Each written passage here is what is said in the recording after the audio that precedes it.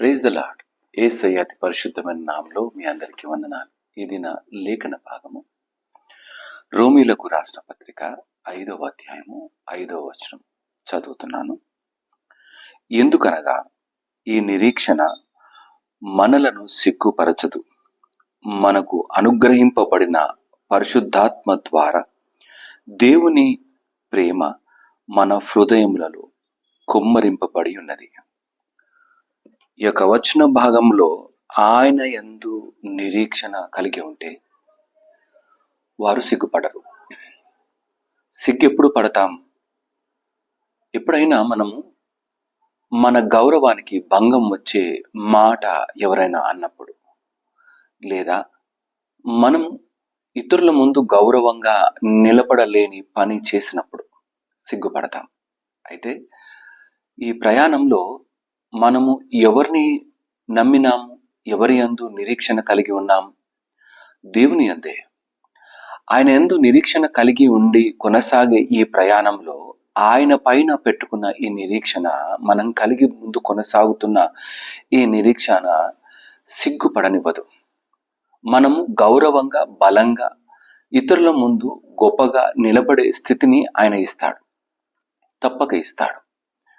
అవమానింపబడ్డ స్థలములోనే గౌరవంతో నింపగలిగిన వాడు ఆయనే. అయితే నా అవమానాలను ఆనందంగా మార్చగలడు అన్న నిరీక్షణ మనలో కలిగి ఉండాలి. పరిశుద్ధాత్మ దేవుని ద్వారా మనలో ప్రేమను నింపినాడు. ఈ ప్రేమ యేసయ్య ప్రేమ. ఈ ప్రేమను కలిగి ఉన్నవారు కష్ట నష్టాల నుండైనా సరే, వేదన బాధలో నుండైనా సరే ప్రయాణం చేసిన వారు మాత్రము భయపడక, సిగ్గుపడక, ఇతరుల ముందు అవమానించబడకుండా ముందుకు కొనసాగలరు. అపవాది కొన్నిసార్లు హేళన చేస్తాడు, సిగ్గుపరిచే పరిస్థితులను మన ముందు పెడతాడు. చాలాసార్లు ఇక మనకు జీవితంలో ఏమీ లేదంటూ మనల్ని వెక్కిరిస్తాడు.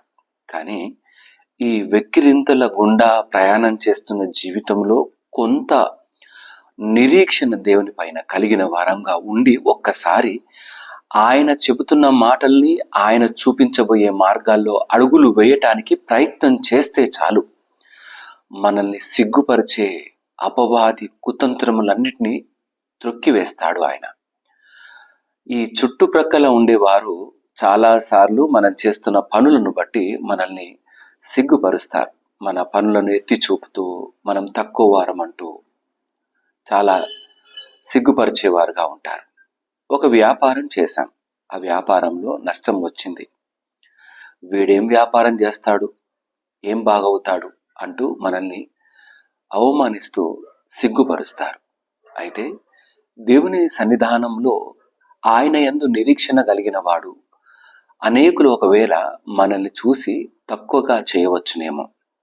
యోబు భార్య అన్నది, ఎందుకు ఇంకా బ్రతుకుతావు, దేవుణ్ణి తూలనాడి మరణము కా అంటూ చాలాసార్లు ఇటువంటి మాటలు అనేవారు మన చుట్టూ ఉంటారు. మనల్ని తక్కువ చేసేవారు, అవమానించేవారు, సిగ్గుపరిచేవారు. వారందరి మధ్యలో ఒక్కటి మాత్రం జ్ఞాపకం పెట్టుకోవాలి. మన కొరకు కలువరి సిల్వలో ఎంత అవమానాన్ని భరించినాడో ఆ యేసయ్య. ఆయన్ను కొడుతూ ఉన్నా, తిడుతూ ఉన్నా, చివరికి చంపుతూ ఉన్నా ఆయన పలికిన మాట క్షమించే మాట. మన జీవితంలో ఓటమి అనేది లేకుండా విజయములో నిలబెట్టి గౌరవంగా, గర్వంగా ఆయన కొరకు బ్రతికే బిడ్డలుగా, ఆయన యందు అతిశయపడే జీవితముగా దేవుడు మనల్ని స్థిరపరిచి నడిపించటానికి ఆ సిలువలో ఆయన ఎన్ని అవమానాలు పొందాడు.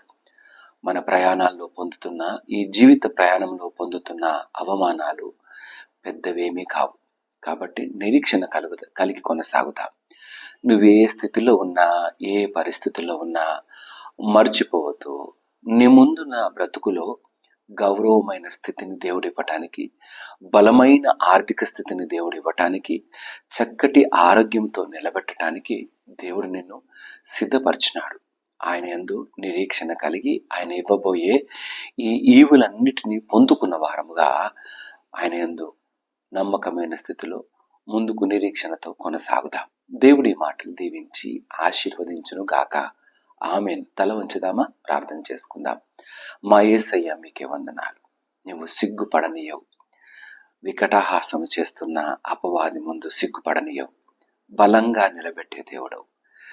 మేము ఒక్కరిమని, ఎవరు లేరని, తోడొచ్చేవారు లేరని, ఆర్థికంగా సహాయం చేసేవారు మాకెవరు కానరావడం లేదని, మాకున్న కష్ట నష్టాల్లో కొంత తోడ్పడితే బాగుండునని ఎన్నోసార్లు అనుకుంటాం. కానీ వారందరూ మా యొక్క దుస్థితిని బట్టి, మాకున్న కష్టస్థితిని బట్టి ఇతరుల ముందు మమ్మల్ని సిగ్గుపరిచేవారుగానే ఉంటారు. కానీ యేసయ్య, నీవు మా తలను పైకెత్తిన వాడవు. అగాధంలో ఉన్న మా బ్రతుకులను శిఖరం పైన నాటిన వాడవు. దానికి కారణం నీ యొక్క కలువరి సిలువే.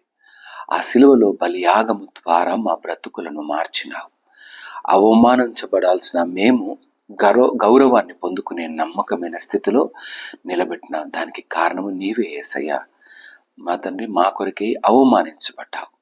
నా తండ్రి, మేము నీ కొరకు నమ్మకంగా బ్రతుకుటకు మాలో నిరీక్షణను పెంచి మేము నీ కొరకు బ్రతుకుటకు నమ్మకమైన అడుగులు వేయుటకు మాకు సహాయము దయచేయమని ఈ వాక్కును విని ఈ ప్రార్థనలో పాల్గొంటున్న ప్రతి బిడ్డను పేరు పేరు వరుసన దీవించండి, ఆశీర్వదించండి.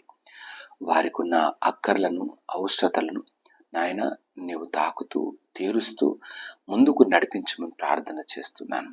ఎవరైనా నా తండ్రి నిరాశలో ఉంటే, నిస్పృహలో ఉంటే ప్రత్యేకంగా అటు బిడ్డల కొరకే ఈ యొక్క ప్రార్థన చేస్తూ ఉన్నాను. నీవు సిగ్గుపడనీయవు అన్న నీ మాట వారి జీవితాలలో నా తండ్రి స్థిరపరిచి నడిపించమని, ఇది నా ఆశీర్వాదాలతో నింపి మమ్మను ఆయన నీ కొరకు నిలబెట్టుకుని మనం ప్రార్థన చేస్తూ యేసయ్య నామమున అడిగి ప్రార్థించి వేడుకుంటున్నాము నా తండ్రి. ఆమేన్. దేవుడు మిమ్మల్ని అందరినీ దీవించి ఆశీర్వదించును గాక. అందరికీ ప్రైజ్ ద లార్డ్. వీలైనంత మట్టుకు ఈ యొక్క వీడియోను షేర్ చేయండి, ఇతరులకు ఈ వాక్యాన్ని అందించండి. Thank you.